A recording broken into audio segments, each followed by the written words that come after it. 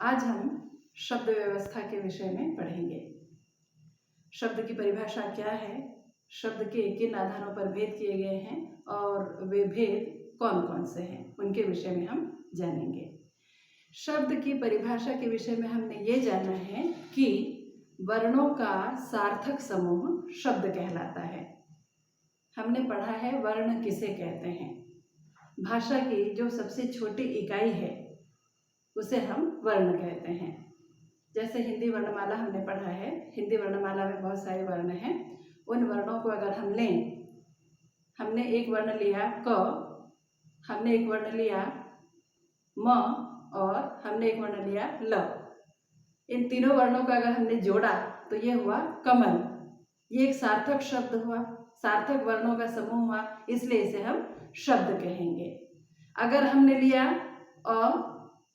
अगर हमने लिया ल और म, इनको जोड़ा अ ल म, अलम लिखा हमने, तो ये कोई सार्थक वर्ण समूह नहीं है, इसलिए इसे हम शब्द नहीं कहेंगे। तो वर्णों का सार्थक समूह शब्द कहलाता है। शब्द की परिभाषा देखिए, शब्द की परिभाषा ये है, वर्णों का सार्थक समूह शब्द कहलाता है। उदाहरण के रूप में देखिए, क्या है, गुलाब। ये सार्थक है, क्यों? क्योंकि वर्णों का समूह है और वर्णों का ऐसा समूह है जिसका अर्थ निकल रहा है। जैसे गुलाब, गुलाब, गुलाब का अर्थ होता है एक फूल, एक फूल होता है जो गुलाब है। जूही, ये भी सार्थक है क्योंकि जूही भी एक फूल है। हिमालय, हिमालय, हिमालय एक पर्वत है, ये एक सार्थक वर्ण समूह है, इसलिए शब्द है। ये सारे शब्दों के उदाहरण हैं।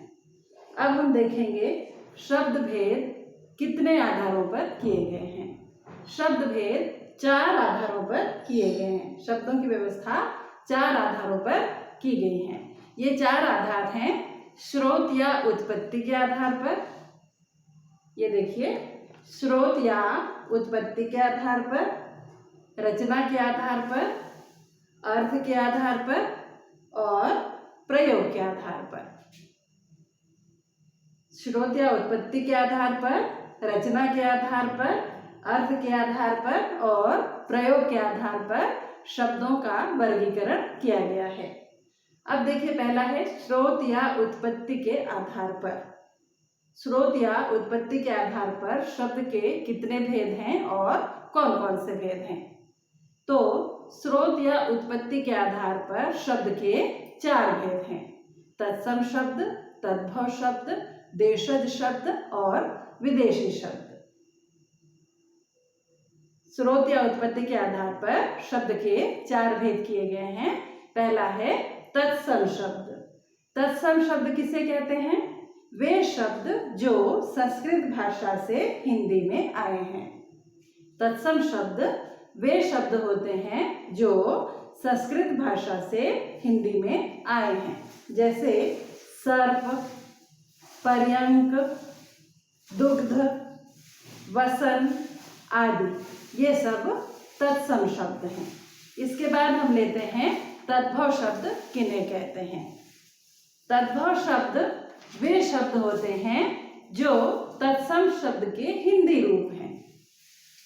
तद्भव शब्द वे शब्द होते हैं जो तत्सम शब्द के हिंदी रूप हैं। जैसे सर्प हमने कहा, तत्सम शब्द है सर्प, उसका तद्भव शब्द होगा सांप। हमने तत्सम शब्द कहा था पर्यंक, पर्यंक का तद्भव शब्द है पलंग। दुग्ध जो तत्सम शब्द है, दुग्ध का है दूध। वसन, वसन का तद्भव शब्द होगा वस्त्र। इसी तरह से गृह तत्सम शब्द है, इसका होगा घर। दधि, इसका तद्भव शब्द होगा दही। ये सारे तद्भव शब्द हैं। अगला शब्द है देशज शब्द। देशज शब्द हिंदी भाषा में आए वे शब्द जो बोलियों में प्रयुक्त किए जाते हैं। हिंदी भाषा में आए वे शब्द जो बोलियों में प्रयुक्त किए जाते हैं, जैसे डिबिया, खन खन, खड़ खड़ आदि। बोली किसे कहते हैं ये हमने जाना है कि बोली एक सीमित क्षेत्र में बोली जाती है। जिस तरह से भाषा का व्यवहार क्षेत्र विस्तृत होता है, वैसे ही बोली का व्यवहार क्षेत्र सीमित होता है। हिंदी की प्रमुख बोलियां हैं जिनके विषय में हम आगे पढ़ेंगे। हिंदी की जो प्रमुख बोलियां हैं, उन बोलियों से जो शब्द हिंदी भाषा में प्रयुक्त किए जाते हैं वे सब देशज शब्द कहलाते हैं। जैसे डिबिया, खन खन, खड़ खड़ आदि, ये सब शब्द जो हैं ये देशज शब्द कहलाते हैं। अगला है विदेशी शब्द। विदेशी शब्द कौन से शब्द हैं? विश्व की जो विदेशी भाषाएं हैं, हिंदी के अलावा जो विदेशी भाषाएं हैं, उन भाषाओं के जो शब्द हमारी हिंदी में आए हैं वे विदेशी शब्द हैं जो शब्द व्यवस्था के अंतर्गत आए हैं। ये हैं कौन कौन से? देखिए, अखबार। अखबार, चूंकि ख में नुक्ता लगा है इसलिए ये कौन सी भाषा का शब्द है? फारसी। आइसक्रीम, कमरा, दौलत, मिग, स्पुतनिक आदि। इस तरह से ये अलग अलग विदेशी भाषाओं के शब्द हैं। कुछ अरबी और फारसी के हैं, कुछ अंग्रेजी के हैं, कुछ स्पेनिश हैं, कुछ जर्मनी हैं, कुछ पुर्तगाल के आए हैं, कुछ तुर्की के शब्द हैं। इस तरह से अलग अलग भाषाओं के अलग अलग शब्द जो हिंदी में प्रयुक्त किए जाते हैं। जिस तरह से मिग, स्पुतनिक, ये सब शब्द किस भाषा के हैं? रूसी भाषा के हैं। इसी तरह से अलग अलग भाषाओं के ये शब्द हैं। अगला है रचना या बनावट के आधार पर। शब्द की व्यवस्था जो है रचना या बनावट के आधार पर कौन कौन सी है उनके विषय में हम देखेंगे। ये है, पहला है रूढ़ शब्द। रूढ़ शब्द, रूढ़ शब्द किन्हें कहते हैं? जिन शब्दों के निश्चित अर्थ हों तथा जिनके खंड सार्थक न हों। कहने का अर्थ ये है कि जिन शब्दों के टुकड़े न किए जा सके उन्हें हम रूढ़ शब्द कहते हैं। जैसे जूता, जैसे गुलाब, कमल, ये सब शब्द रूढ़ शब्द हैं। क्यों? क्योंकि इनके टुकड़े हम नहीं कर सकते। अगर हम इनके टुकड़े करेंगे, इनका विच्छेद करेंगे तो उनका अलग से कोई अर्थ नहीं निकलेगा, इसलिए इन्हें रूढ़ शब्द कहा जाता है। अगला है यौगिक शब्द। यौगिक शब्द रचना के आधार पर हमने देखा, पहला है रूढ़ शब्द, दूसरा है यौगिक शब्द। यौगिक शब्द किसे कहते हैं? ऐसे शब्द जो दूसरे शब्दों के मेल से बने हैं और जिनके खंड सार्थक होते हैं। ऐसे शब्द जो दूसरे शब्दों के मेल से बने हैं और जिनके खंड सार्थक होते हैं उन्हें हम यौगिक शब्द कहते हैं। जैसे परमेश्वर, परमेश्वर, अगर हम इनका विच्छेद करें, इनका टुकड़े करें तो क्या होगा? परम धन ईश्वर बराबर परमेश्वर। अगला है अत्यावश्यक, अति आवश्यक, अत्यावश्यक। इस तरह से इनके दोनों ही खंडों का एक अर्थ निकल रहा है, इसलिए ये यौगिक शब्द कहलाते हैं। अगला है योग रूढ़ शब्द। योग रूढ़ शब्द किसे कहते हैं? जो हमने समास में पढ़ा है, बहुव्रीहि समास, आप उसे याद कीजिए। बहुव्रीहि समास में जिस तरह से शब्द बनते हैं वे योग रूढ़ शब्द के अंतर्गत आते हैं। वे यौगिक शब्द जो अपने खंडों से उत्पन्न होकर अर्थ को छोड़कर विशेष अर्थ ग्रहण कर लेते हैं उन्हें हम योग रूढ़ शब्द कहते हैं। जैसे लंबोदर।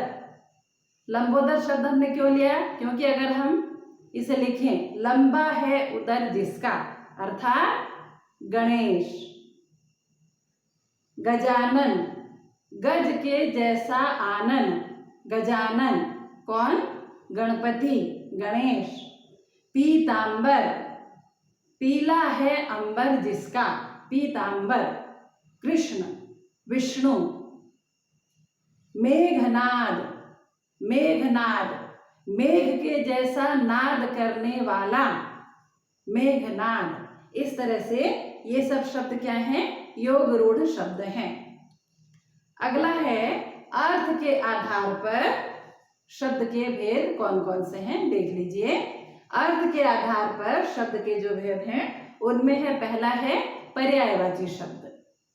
पर्यायवाची शब्द, पर्यायवाची शब्द हम किन्हें कहते हैं? किसी भी शब्द के मिलते जुलते अर्थ देने वाले शब्द को हम पर्यायवाची शब्द कहते हैं। जैसे गंगा, हमने कहा गंगा के 3 पर्यायवाची शब्द बताइए। तो गंगा का है मंदाकिनी, भागीरथी, देवनदी, ये गंगा के पर्यायवाची शब्द हैं। वैसे ही अतिथि, अतिथि के 3 पर्यायवाची शब्द क्या होंगे? मेहमान, पाहुन, अभ्यागत। किनारा, किनारा के पर्यायवाची शब्द हैं तट, कूल, कगार, यह है किनारा के पर्यायवाची शब्द। हिमालय, हिमालय को हम और क्या क्या कहते हैं? हिमगिरी, हिमाचल, नगपति। झंडा, ध्वज, पताका, केतु। ये हमारे अर्थ के आधार पर पर्यायवाची शब्द हुए। अब इसके बाद हम अगले वीडियो में इसके आगे के विषय में जानेंगे।